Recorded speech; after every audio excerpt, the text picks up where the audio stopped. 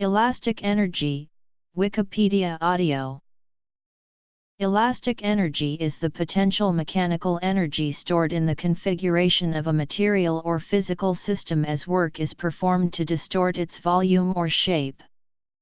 Elastic energy occurs when objects are compressed and stretched, or generally deformed in any manner.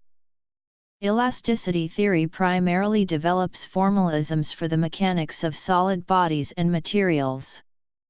The elastic potential energy equation is used in calculations of positions of mechanical equilibrium.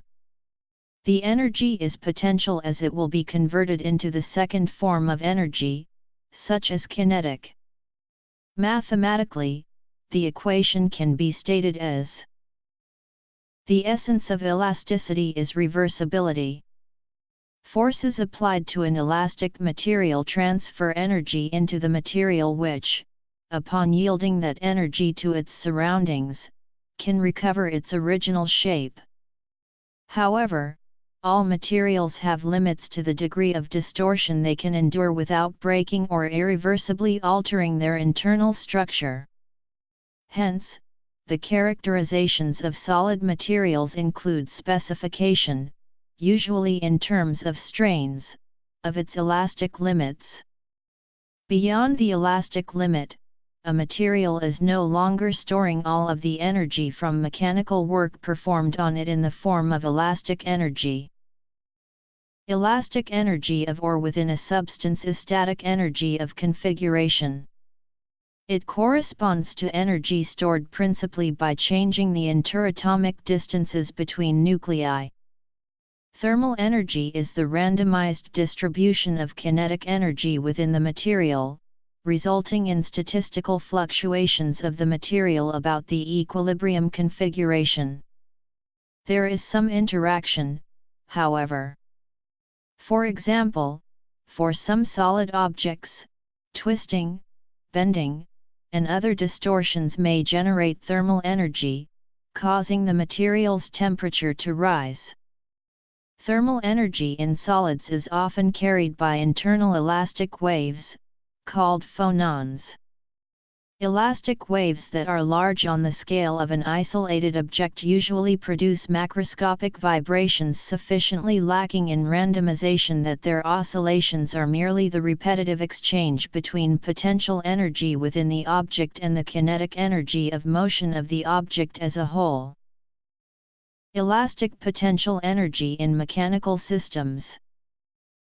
Although elasticity is most commonly associated with the mechanics of solid bodies or materials, even the early literature on classical thermodynamics defines and uses elasticity of a fluid in ways compatible with the broad definition provided in the introduction above, 107 et.sec. Solids include complex crystalline materials with sometimes complicated behavior. By contrast, the behavior of compressible fluids, and especially gases, demonstrates the essence of elastic energy with negligible complication. The simple thermodynamic formula, d U equals P d V, where d is an infinitesimal change in recoverable internal energy U, P is the uniform pressure applied to the material sample of interest, and dV is the infinitesimal change in volume that corresponds to the change in internal energy. The minus sign appears because dV is negative under compression by a positive applied pressure which also increases the internal energy. Upon reversal, the work that is done by a system is the negative of the change in its internal energy corresponding to the positive dV of an increasing volume. In other words, the system loses stored internal energy when doing work on its surroundings. Pressure is stress and volumetric change corresponds to changing the relative spacing of points within the material. The stress-strain internal energy relationship of the foregoing formula is repeated in formulations for elastic energy of solid materials with complicated crystalline structure. Components of mechanical systems store elastic potential energy if they are deformed when forces are applied to the system. Energy is transferred to an object by work when an external force displaces or deforms the object. The quantity of energy transferred is the vector dot product of the force and the displacement of the object. As forces are applied to the system, they are distributed internally to its component parts.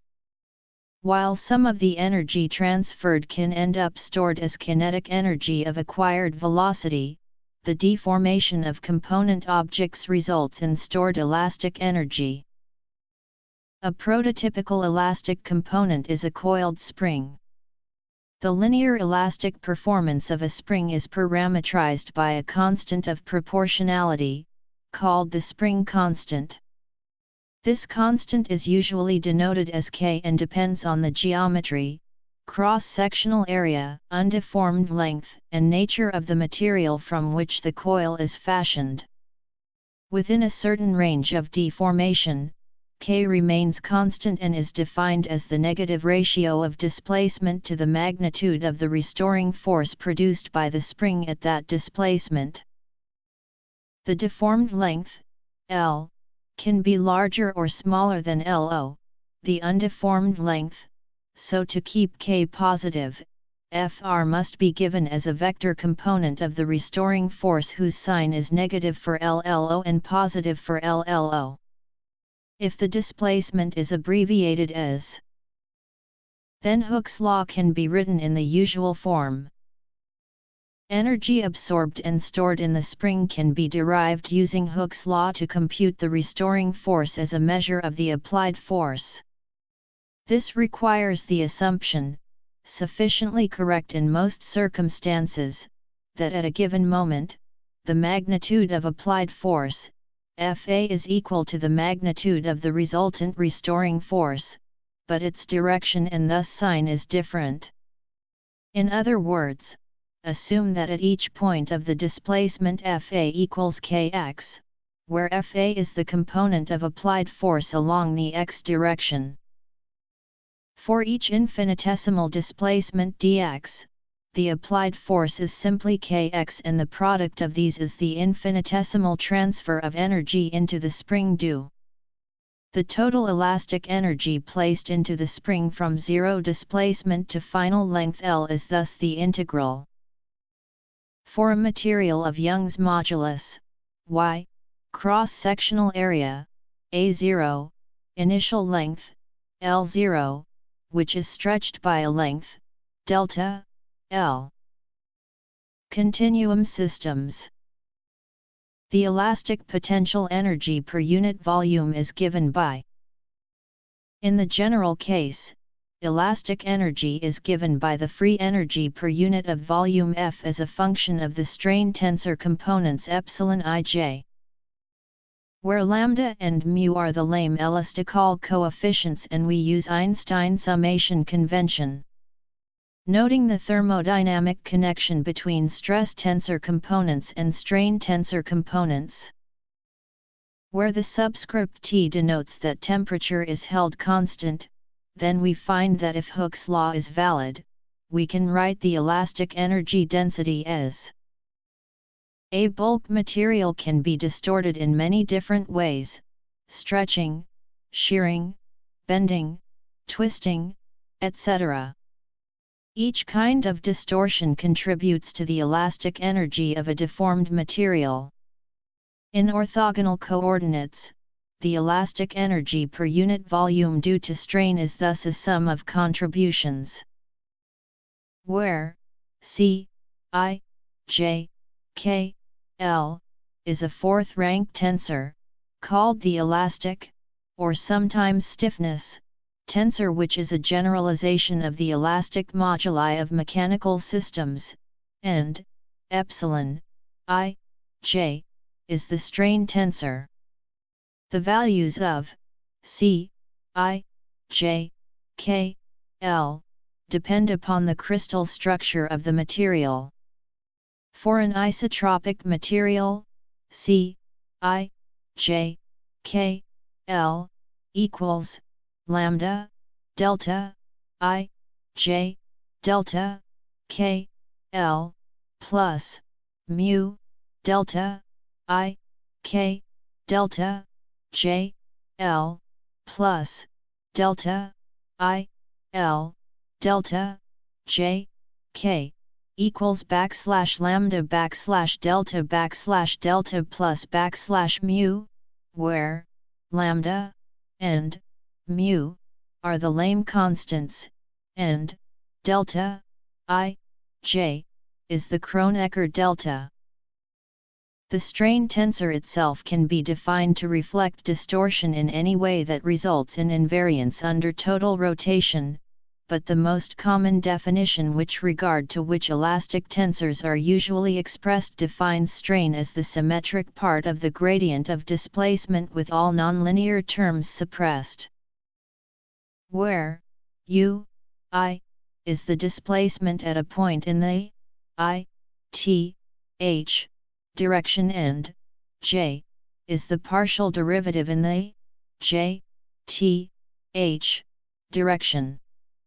Note that where no summation is intended, although full Einstein notation sums over raised and lowered pairs of indices, the values of elastic and strain tensor components are usually expressed with all indices lowered. Thus beware that in some contexts a repeated index does not imply a sum over values of that index, j, in this case, but merely a single component of a tensor.